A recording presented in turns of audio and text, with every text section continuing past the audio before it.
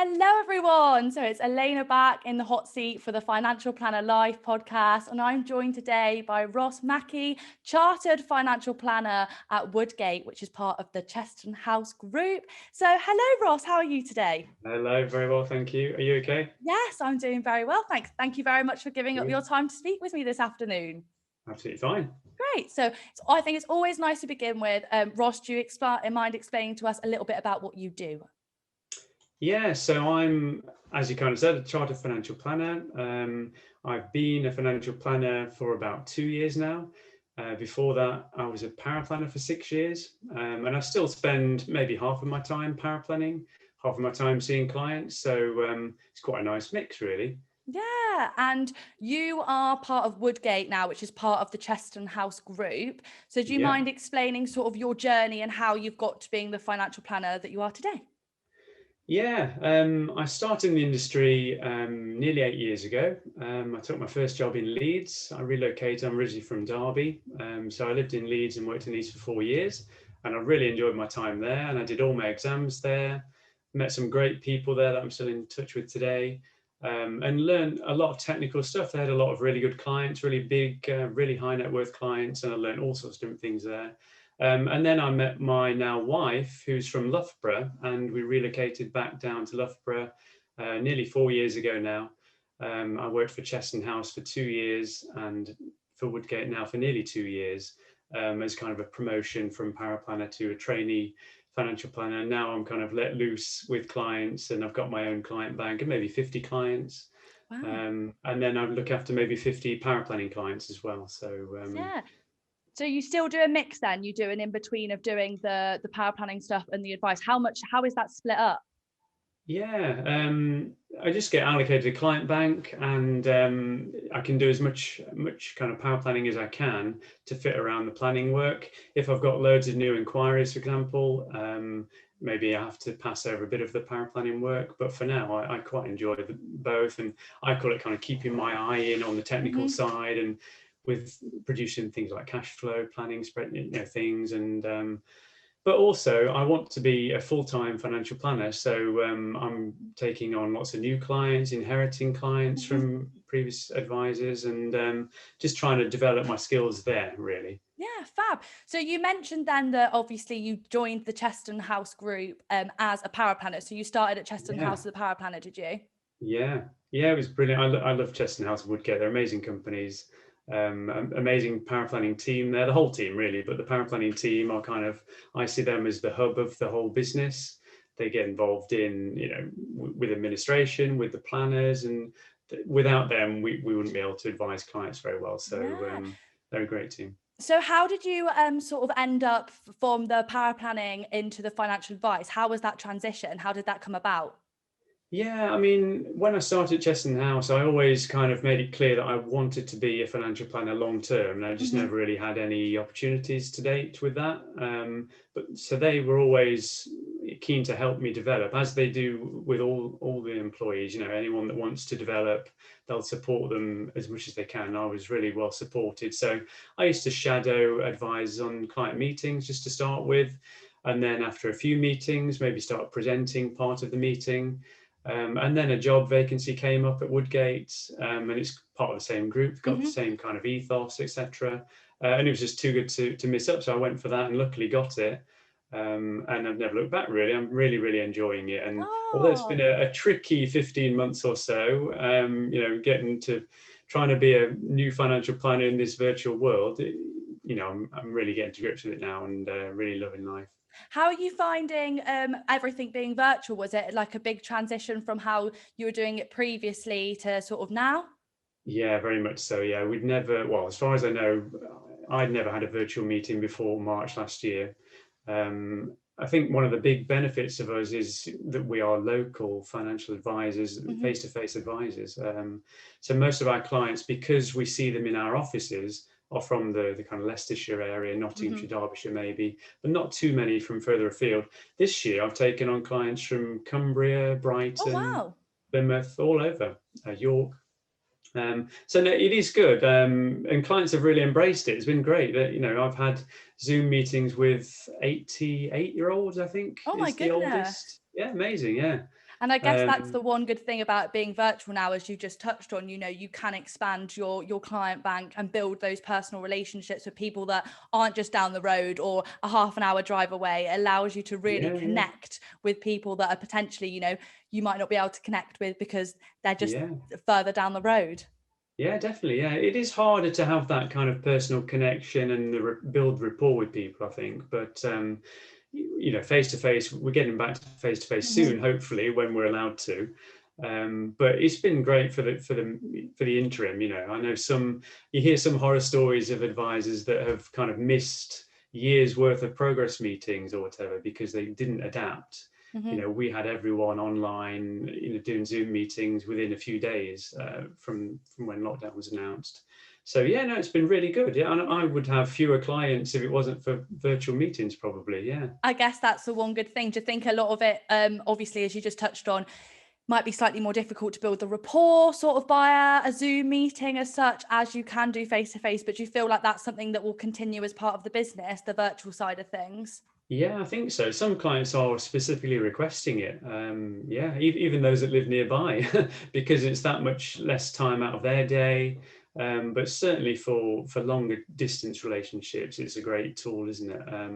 And we talk about meeting people halfway and things, but it is good to just have a medium of being able to contact these people. And we have managed to do it. So it's working well. I can't wait to get back to face-to-face and see some people and, but it's been really nice for 15 months. It's been useful and will continue to be. I completely agree. I miss, the face-to-faceness, being able to build that rapport. You just touched on, it's slightly more difficult to build rapport sort of online than it is face-to-face. Do you have to conduct the meetings in a slightly different way? Is there slightly different techniques that you might use sort of on a Zoom call that you might not use sort of face-to-face or vice versa? I'm not sure. I wish I knew a secret, but I think it's that much more difficult to just gauge clients' subtleties in their body language and just to gauge their buy-in and whether they get what you're saying and stuff like that. So that's just probably the main hurdle. So I just find myself frantically really looking at the camera and really trying to figure out what's going on and trying as much as I can to make eye contact with, the little camera lens on my laptop, which is a bit different to looking people in the eye. But I wish there was a magic secret. If you know that, then feel free to pass that on. I wish I knew it. I think a lot of the audience would wish that they knew it as well. But I think it's really good to demonstrate that, for someone like yourself, who's been an advisor for 2 years, how long has the pandemic been going on now? I don't even want to think that you can be a successful advisor and develop those skills virtually as well as just doing it all face to face. Yeah. I've got some clients that you almost feel you've known for years and years and years, and we've never ever met. And we've got such a good relationship, so it can work. Yeah, exactly. And I think, the one good thing, well, if anything positive has come out of COVID, it is, and I say it again and again, it is that virtual element and moving the industry in potentially a bit more of sort of a modern era. So it's really exciting and really positive to hear that it's worked for yourself and that it's something that you can use in future. And you just touched on then, so were Chesterton House quite quick off the mark to implement this? Did you have any sort of humps or hurdles along the way? Not really. I mean, like you say, it's a long time ago now, isn't it? But no, we just embraced it. And there's the first few meetings you have where it's like you're on mute and all that kind of stuff, but that soon goes away, doesn't it? And we had a few tips, a few webinars about some of the things you should and shouldn't do on Zoom calls and things. And it's relatively common sense, isn't it? So we've been at it since, I'd say, about day 2 or 3 of being at home. So and it's been good to not just keep touch with clients, but your colleagues. And there's some people I still haven't seen for 15 months that, I used to work with and see every single day. It's been good to be able to keep in touch with colleagues as well as clients. So have Chesterton House then managed to, through the pandemic, with the implementation of the virtual stuff, being able to sort of keep that feeling of belonging? Because what I find is, unfortunately, I've spoken to lots of individuals that have felt like they've lost that sense of belonging across the course of the pandemic, maybe not being able to feel as close to the team as they were sort of a couple of years ago when everyone was in the office.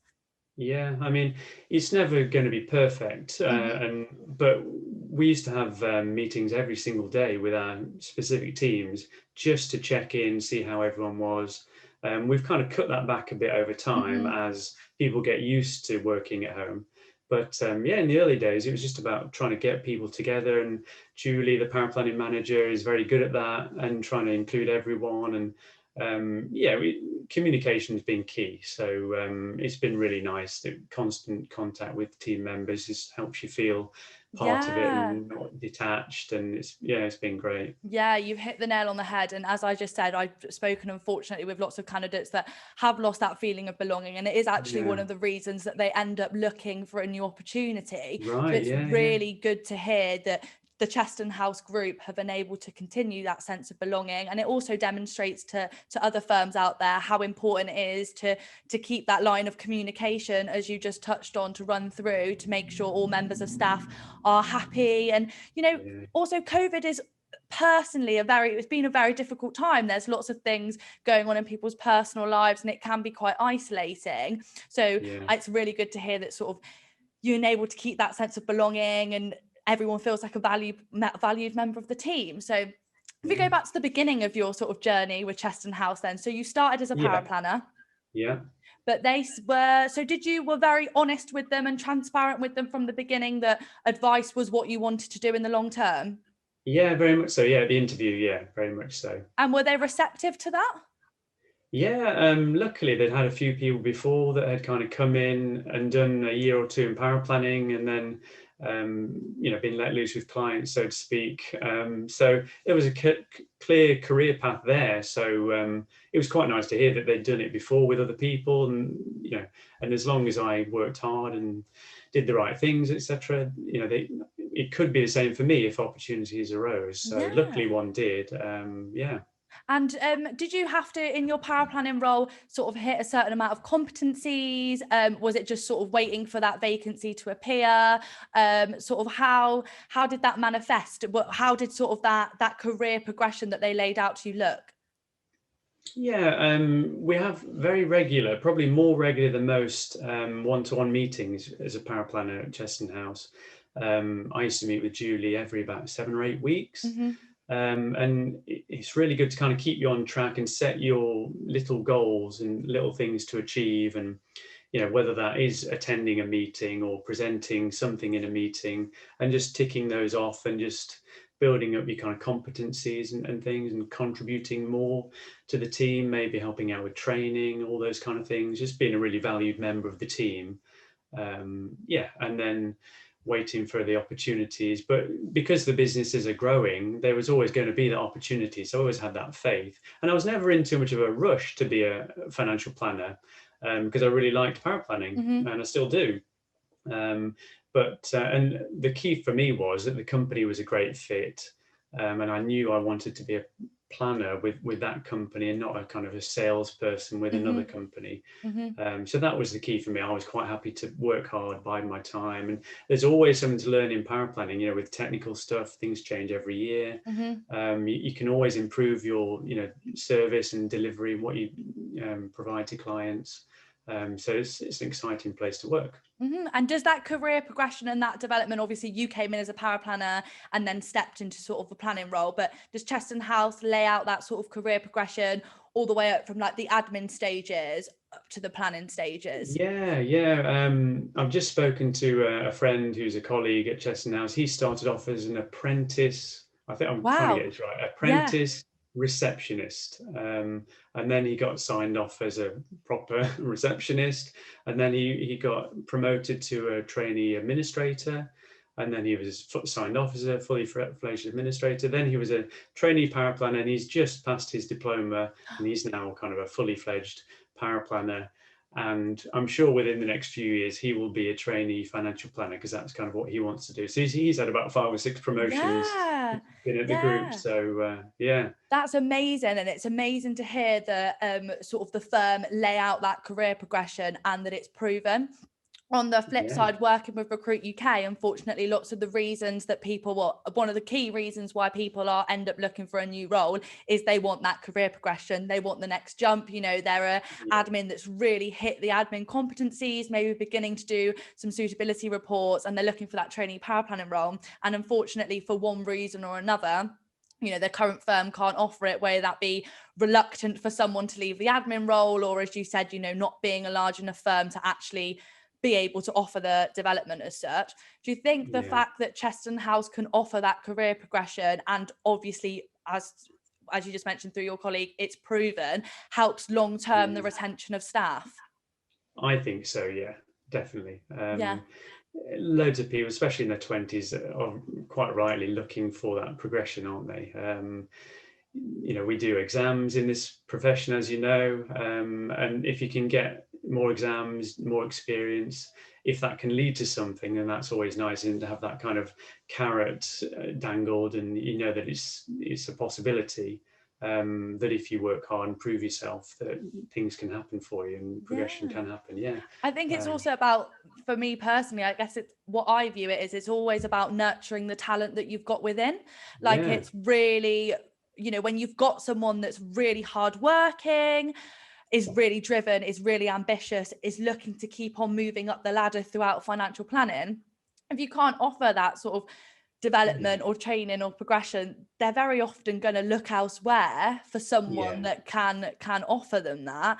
So I presume, and you can tell me if I'm right or wrong, that being able to have that set line out not only motivates you to keep learning, but means that you don't go looking elsewhere, because you can get that progression and keep on learning and keep developing on upwards within the firm.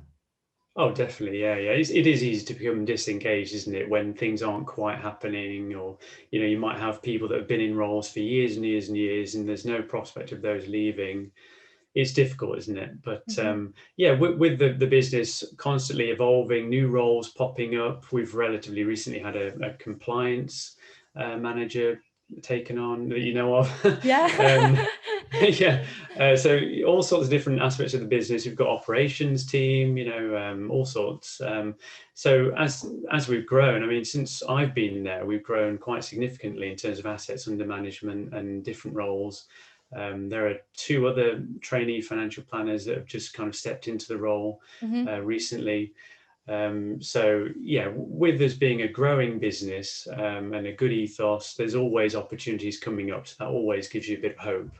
But it is nice to have that career path kind of laid out, and something to aim for, and keeps you engaged and focused. So I think keeping people engaged, that word is such a nice word. I like that. So you mentioned that you have those one-to-one meetings with Julie, the paraplanning manager. I guess if you're in the admin team, you will have one-to-one meetings with the other appropriate person. How else do you sort of monitor the development, or how else are you kept engaged or in check as such? Yeah, well, now I'm kind of monitored on, new clients that I bring on, and new relationships that we form, and how much networking I'm doing with our professional connections. So my kind of targets are a little bit different now. But just sit down formally at least every quarter, if not more, just to see how we're getting on with that with my new manager. So it's constantly kind of monitored, and constantly being given pointers on what's been going well and what you might be able to improve on. So it's great. Obviously we do loads of CPD in this industry, don't we? So try and tailor my CPD towards my new role. I'm quite technically minded, chartered, paraplanner I was, and I feel that's quite a strength of mine. I'm trying to improve on the client side, the client coaching side of things. And my boss now has been a financial planner for over 20 years. Wow. He can give me all these kind of nuggets, little bits, to go on and feed off and try and improve. So that's been really useful. Yeah, and I think it's a really nice point for our audience, and potentially, we speak about lots of our audience is lots of different people in back office roles or financial and financial planning roles, but obviously another proportion is business owners and people that own their own companies. I think it's really nice to hear from yourself, Ross, how the Chesterton House Group have kept you engaged, and our firms are able to keep candidates developing continuously. And that, as you just touched on, that doesn't always necessarily need to be a promotion. Those meetings that you have, those one-on-ones where you are appraised for what you're doing well, but also you can pick up things that potentially you're not doing so well on, or areas of development. So you continuously feel like you're in a stream of learning and developing. And that doesn't necessarily have to mean a promotion or something like that. Yeah, I still love that. Like you say, when you just got that feeling that you're moving in the right direction, then yeah, I really like that. And that you're learning every week, every month, you're improving. Yeah, you get a lot of job satisfaction from that, hopefully. Yeah, I guess a lot of No idea. personal satisfaction as well. For me Yeah. personally, when I do sort of my one-to-ones, it's great to hear that all the hard work that you put in is being recognised. So it's really nice to hear that the team at Chesterton House make sure that their staff, that the firm really invests in their staff. And that's one thing I personally love about the Chesterton House Group, and why I enjoy working with them. On the flip side, is you can definitely tell how much the firm invest in the employees in the same way that they make sure they're really client-centric in their approach. Yeah, it's just a great place to work. Yeah, it's the right. Yeah, if anyone's in a firm that doesn't feel like the right fit, the grass can be greener. I was in a firm that wasn't quite the right fit. I had a one-to-one every year that was a tick box exercise. I didn't get much from it. The grass is greener. So yeah, the grass is greener, but for someone like yourself, currently, I guess that no doesn't grass need to be. necessarily I'm not looks thinking greener. about that. Yeah. I think it's so nice for business owners that are watching this, that have got a really strong team. They are really technically strong, really sort of fit what they're looking for. If you invest just as much time and effort into them, the loyalty that you display regarding Chesterton House is only going to manifest if other people take pointers and look after their staff in a similar method. So it's great to see. And you were chartered as a paraplanner then, were you? Yeah, while I was still paraplanning, yeah. I got my level 6 after about 3 years in the industry. I just had to wait for my 5 years to be able to call myself chartered. Yeah. But I've been chartered for nearly 3 years now. So wow. So what was your exam journey then? yeah, I started doing exams off my own back before getting in the industry. I don't know how, looking back, I did RO1 just completely off, randomly. Just bought the book, read it, and did the exam, and somehow didn't get put off by it because it's a little bit dry. I think it's fair to say. RO1, then did RO2 as well before getting in the industry. And then kind of met with a family friend that was an advisor, and he gave me a few little projects to do. And then after I got 2 exams and a little bit of an experience, I really wanted to just get a job. So I started applying for jobs. And the first place that said yes to me was a company in Leeds. So I relocated, I'd say 80, 90 miles away from where I lived for 25 years, just to get that first job, that foot in the door. And I started off as a trainee paraplanner. So yeah, I did RO1 through to 6 in about 2 years in order, which not many, I thought it was a logical thing to do, but loads of people don't do it in like that order, but that's fair enough. I think RO5 is maybe a good place to start. And then I just did my AFs and JOs. I assume they're still the same now. Over 2 years, I did one every April and October. And that went really well. Did you become chartered when you were at Chesterton House or before you joined them? I was level 6 before I joined, but my 5 years experience, so I could call myself chartered, came while I was working at Chesterton House. Because Chesterton House are also very big on sort of encouraging people and offering that exam support, not just the level 4 diploma, aren't they, but sort of up to chartered status. Yeah, very much so. Yeah, the paraplanning team now, I believe almost all, maybe all but one of the paraplanners, and there are over 10, I think, are at least diploma qualified. Wow. There's an amazingly qualified team, and that's changed in the 4 years since I started. There were a few more that weren't, but that's kind of the way the industry is going, isn't it? And more people aiming towards chartered now. But yeah, there's that exam support. It's very much encouraged. But there's also the on-the-job support. So we're quite lucky that we work with relatively high net worth clients and get involved in the technical side of things. Pension lifetime allowance, annual allowance, offshore bonds, or some things that not everyone gets involved in. So it's really good to do those on the job and put what you've done in the exams into practice. Yeah, I can imagine, as you just touched on, doing your sort of RO1 before you actually even got your first job role. I can imagine it being especially very daunting, especially as I know that I think RO1, RO3 I've heard is particularly on the drier side of things as well. But did Chesterton House then actively encourage members of staff to sort of do the exams? Yeah, very much so. We've got some administrators that are doing some Oh, ROs and I think CFs. I'm a bit out of touch with exams now. I haven't done any for a few years, but yeah, any kind of upskilling, any kind of development, that if you say you want to develop in a certain way, they'll support that definitely. And I think that's also really important, sort of offering that exam support and being able to offer the monetary funding of it. And did you say then as well, is there some sort of on the job training that then will help with the sort of studying for the exams, you'd say? Yeah, and we all chip in. I mean, I've helped colleagues with bits and bobs around exams, where I can. There are some, real specific things that you don't use on a daily basis that you can easily forget, but it's a really good support network. So if we have any, say, trainee paraplanners that are the ones that are generally getting their ROs, Mm-hmm. there's support from the managers. Quite a few of them are chartered. And people like me that I quite like helping out where possible. Mm-hmm. So we're all a big team and we all help people through their exams and also on the job. Yeah. Yeah, and it's excellent to hear that the Chesterton House Group also will support and encourage individuals and members of staff to get to their chartered status, because often we hear sort of the level 4 diploma, as you just said, is like sort of the benchmark for the industry now, Yeah. even for paraplanners, they'd like these individuals to be level 4 diploma qualified, but sometimes it sort of stops there. And I've seen on especially on the recruitment side of things, that people are hungry to keep learning and keep developing, but obviously money, exams cost money, they take time to study for them, so sometimes firms don't have the same ambition to get their employees to sort of that level, Yeah. which I sometimes view as a bit counterproductive, but there you go. It's only advancing your technical knowledge. Do you think also the fact that Chesterton House Group encouraged you to keep studying and keep learning helps the retention of staff as well in the long term? Yeah, again, I think it's a bit down to the engagement, isn't it? Mm-hmm. But I think they do it because one of their key aims is to develop people to be the best that they can be. That's one of their mission statements.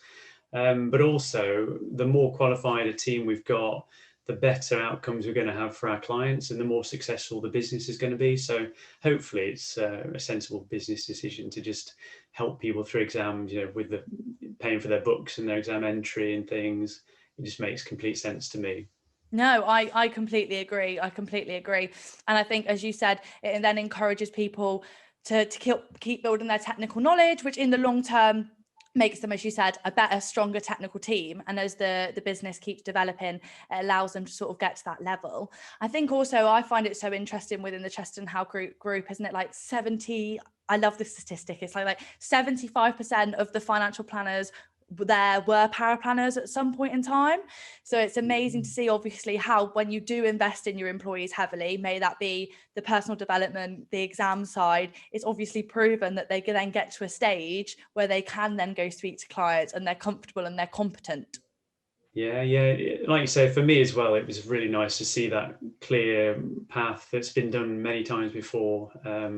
So yeah, all the trainee planners, come in and do maybe as long as it takes, usually a year or so in the paraplanning team to just get that real foundation and feel for the company, their processes, how we work. And everyone finds it really useful. It's a really good foundation to work from before you start seeing clients. So it's a good way to work. Yeah, it's great. Yeah. So why do you think that's valuable then? I know you just touched on it, builds you that solid foundation, but why do you then think it's important that people come in and learn the power planning side and learn that technical side before then they step into client facing? Yeah, I think it predominantly will help if clients have questions on anything, really specific questions about why are we doing things or how we do things. You've just got that knowledge of exactly how we work. Sometimes as a financial planner, you can be a bit detached from what's going on kind of on the ground. But yeah, I think doing the power planning gives you that real foundation of knowing exactly how everything works, and then if anyone questions you on anything, you can confidently say, well, this is why we're doing this, that and the other. Yeah. And Yeah. you said it earlier on in regards to Chesterton House sort of group, a mission statement. Do you have a few mission statements then, sort of as a group? Yeah, I have to I'm Find gonna exactly. try and make you I remember don't want them to now. butcher it. I feel like I know it off the top of my head, but I really don't want to butcher it. But I can't find it for whatever reason now. But it's something along the lines of inspiring clients to plan and achieve their goals for the reasons that are important to them, get their entire financial house in perfect order and have a great life. So that's kind of the client side. And then for employees, it's inspiring people to be the best that they can be, something along those lines. And be a great place to work type thing. It's amazing to see that Chesterton House, and as I said, it's one of the reasons why I love working across the board with the Chesterton House Group. It's amazing to see that it's not just all about the clients and the way that you act as a business. It's about how you treat your employees. I personally think that to be a holistic, forward-thinking financial planning firm, as lots of firms aim to be currently, it's not just about how you treat your clients, but also about how you treat your members of staff. I don't know if you agree. Yeah, definitely. I'm sorry. I'm really sorry if I butchered that for the company. No. But no, I mean, I read that in the kind of documentation when I was about to take the role, and you read bits and bobs in the stuff that you get sent about they encourage you to take your lunch away from your desk to try and give you that kind of balance. They, encourage you to not work excessive hours so that you're kind of fresh every day. And they don't just kind of put this down in writing. It's they put it into practice. practice. And I guess across the board then, having these little things in place makes sure that you've got a mentally sort of mental well-being, you've got mental well-being wise, everyone's sort of really, really happy. And I guess it encourages people to actually, in a sense, work harder and put their all in their work because they're so well looked after. Yeah, I mean, it does for me. Yeah, whenever people leave the company, I sometimes think, what's wrong with the company? It sometimes makes you question, doesn't it, whether you should leave or whatever. But I was just thinking, I don't really know why. They obviously don't get it because we're very well looked after. I can definitely see that, and I always find it, and I think it's, as mentioned, for the audience and people that are watching this that do own businesses, speaking to Ross and this whole conversation just demonstrates that how when you really do invest in your employees, you do end up with a stronger workforce that end up being, technically more talented if you're funding them through the exam process as well, encouraging them to get to chartered status. And if you have that clear career progression that they can then follow, you're going to retain more staff. And it's really nice to see that overall it seems to work very well. And it's funny as well that your colleague that you mentioned that's worked all the way through from the or trainee receptionist all the way up to sort of trainee paraplanning, you've gone through so many different job roles there. You wouldn't want to stay at that firm if you weren't well looked after and you didn't feel like, as you said, the grass isn't greener. Yeah, honestly, he has so much loyalty to the company. It's amazing. They've done so much for him, and he feels like he owes them, and they've looked after him. He's going to look after them for years, hopefully. I might as well give him a name drop. It's Sam. Shout out to Sam. And I guess on the flip side as well, it's all about how you treat your clients. And am I right thinking that at the Chesterton House Group you go through some sort of like ethics training or some sort of training like that? We have a very specific process. It's a financial roadmap. It's part of values-based financial planning. It's just really trying to get to know clients really, really well, know exactly what their motivations are and where they're coming from, and clearly set out their goals, and you make smart goals with specific dates, amounts. It's a great process. Values-based financial planning is an amazing process, and the relationships you build with clients as part of that process is just amazing. And some of the information they reveal to you within 10 minutes of meeting them, you know things about them that barely anyone else in their lives knows. It's an amazing process. Yeah. Do you think that value-based training is then crucial to be like a holistic client-central financial planner? All of that they've sort of taught you? Yeah, yeah. Some people start with, I'm going to sell you a structured product, and it's just completely the wrong way to start. We start with speaking to the client, understanding them as well as we can, what's important to them, what their motivations are, what they want to do with their money, and then we just write a plan to make it all happen for them. And product, sizes, pensions are just a byproduct of that. Yeah. Um, Put it all into reality. As the yeah, no, mission statement, exactly. you said like live their life or in the best way possible, or something Yeah. like that. I'm the one butchering it now. Sorry, But yeah. I guess also as well, the fact that you are so well looked after as an employee, when you then become client servicing and you are speaking to clients, that transpires, that manifests or like trickles through the way that you're treated to then how you then go out and treat other people representing the Chesterton House Group. Yeah, there's a clear kind of ethos to the whole group at Chesterton House and Woodgate. They're all very, very similar. Just putting the client first is the key thing. I know everyone says it and it's a bit of a cliche, but Yeah. that literally comes first. We're not really motivated by anything else. If we do a great job for our clients, they refer their friends and tell their colleagues. We'll be more successful as a business, and we do a good job for them, and it just snowballs. And that's kind of what's happening now. Oh, and it's excellent to see. And as you just said, it's about being value focused across the board. It's not just about being value focused towards your clients. It's about being value focused towards your employees and making sure that they're in the strongest and best position as possible. It's very unfortunate, obviously, working for Recruit UK as well. I deal with people that are very client centric themselves, and they work in firms which are also very client centric, but that doesn't manifest to the way that they are treated.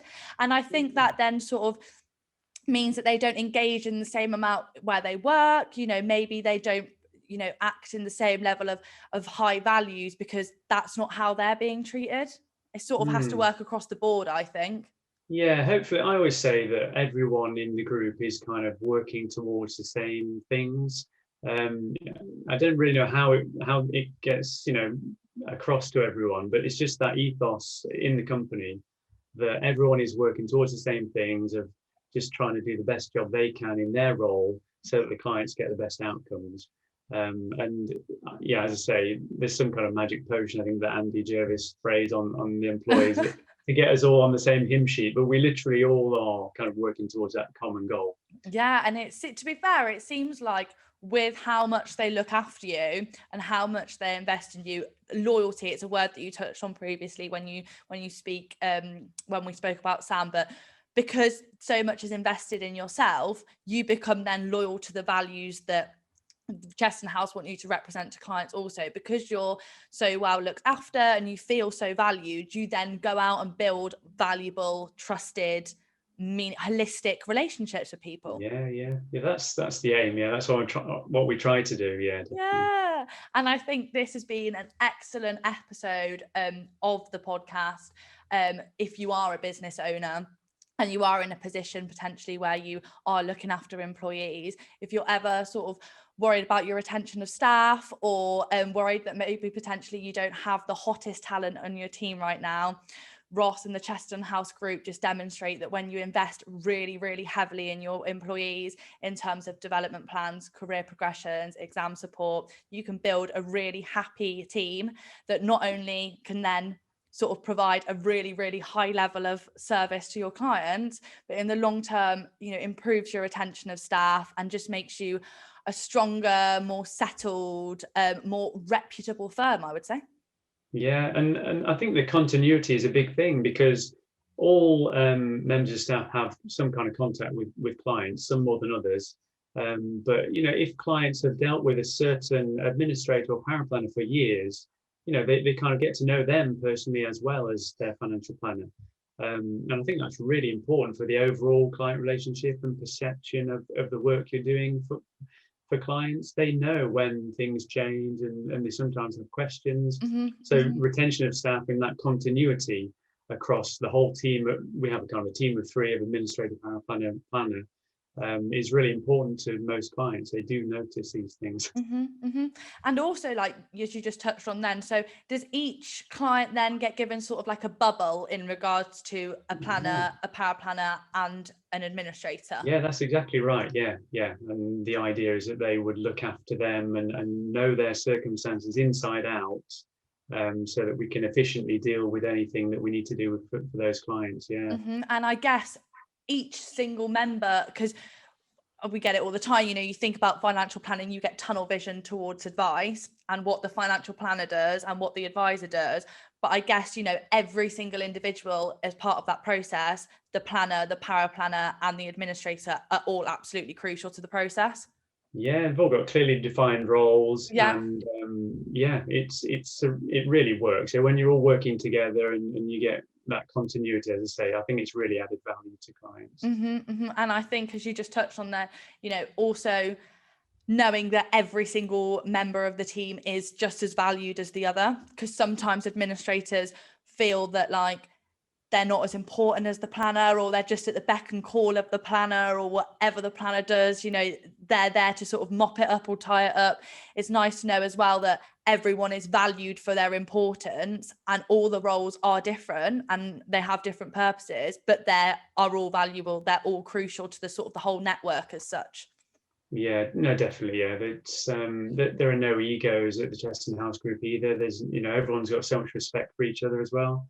So that there's none of that, and there should never be, I don't think, in an ideal world. No, not at Yeah, all, not at all. But it's yeah, so glad to hear just how everyone is so valued there. And as we've just touched on, it goes to demonstrate that if you invest really, really heavily in your employees and in the staff that you've got at the moment, you're going to build a really, really strong team, which are then able to offer really valuable client-centric approach. And on the flip side, everyone's happy, everyone knows where they are, where they're going, and in the long run, that is why Chesterton House is growing, that the Chesterton House Group is growing. That is why you're going from strength to strength, because you have such a good reputation in the area, not just as how you treat your clients, but how you sort of treat the people that work within you. yeah. No, it is amazing. It's an amazing little company. When I moved from Leeds, I used to joke with my wife. We used to walk past Chesterton House, and my wife always joked, she wanted to get me down into Loughborough from Leeds so we could live together, etc. And we used to walk past Chesterton House, and she said, "Oh, you could get a job there." And I thought, well, there's not going to be a good company in little old Loughborough, as I call Loughborough, compared to Leeds. There's loads of big companies, but not necessarily good companies. But yeah, Chesterton House had a vacancy, and the rest is history. You just kind of get the feel for it from the get-go. As I say, just from some of the company documents they send you, before you join, and even that just introduces the company really well. And then they live and breathe it as well. As I say, put it into action as well, as it's written down on paper. And as you just touched on, Chesterton House the Chesterton House Group is still not, with Woodgate and everyone, it's still not the large, it's not a massive corporation, it's not have offices, everywhere across the country. So it's really nice to see. And I think important for business owners that are watching this that potentially have smaller, more local sort of firms. You don't have to be a massive corporate to make a difference. You don't have to be a massive corporate to sort of add value to the staff and add value to clients. It's all about having that approach and not just preaching it, but practicing it. Yeah, definitely. That's what it's all about, isn't it? Yeah, well, thank you so much, Ross, for joining me on this episode of the Financial Planner Live podcast. It's been amazing to talk all things Chesterton House Group and hear how, when you really invest in your employees and in your team, you can really build a strong company that adds value to not just clients, but the people that work for you as well. So thank you very much for joining me today. Yeah, no, thanks for having me.